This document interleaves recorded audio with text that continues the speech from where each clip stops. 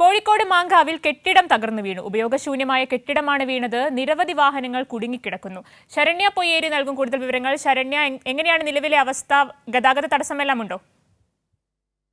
അനന്യ, നിലവിൽ ഗതാഗത തടസ്സങ്ങളെല്ലാം മാറ്റി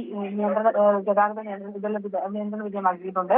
ഉപയോഗശൂന്യമായ കെട്ടിടമാണ് ഇപ്പോൾ തകർന്നു വീണിട്ടുള്ളത്.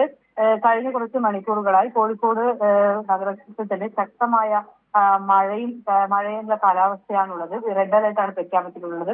ആ ഒരു സാഹചര്യത്തിലാണ് ഈ ഉപയോഗശൂന്യമായ കെട്ടിടം തകർന്നു വീണിട്ടുള്ളത്. മാങ്കാവ് പരിസരത്തിൽ ആ സമയത്ത് തന്നെ അതിശക്തമായ മഴയുണ്ടായിരുന്നു. വാഹനങ്ങളെല്ലാം തന്നെ ഗതാഗത കുരുക്കുകൾ അകപ്പെട്ടിരുന്നു. അത്തരം സാഹചര്യങ്ങളെല്ലാം ഇപ്പോൾ അധികൃതർ ഇടപെട്ട് നിയന്ത്രണ വിധേയമാക്കിയിട്ടുണ്ട്. നിലവിൽ കെട്ടിടത്തിന്റെ അടുത്തായി നിരവധി വാഹനങ്ങൾ കുടുങ്ങിക്കിടക്കുണ്ടായിരുന്നു എന്നുള്ള വിവരം കിട്ടിയിട്ടുണ്ട്. അതും അല്പസമയത്തിനകം തന്നെ നീക്കം ചെയ്യുമെന്നുള്ള വിവരങ്ങളാണ് നമുക്കിപ്പോൾ ലഭിക്കുന്നത്. അനന്യ. ശരി, കോഴിക്കോട് മാങ്കാവിൽ ഉപയോഗശൂന്യമായ കെട്ടിടം തകർന്നു വീണു. വിവരങ്ങൾ നൽകുകയായിരുന്നു ശരണ്യ പൊയ്യേരി.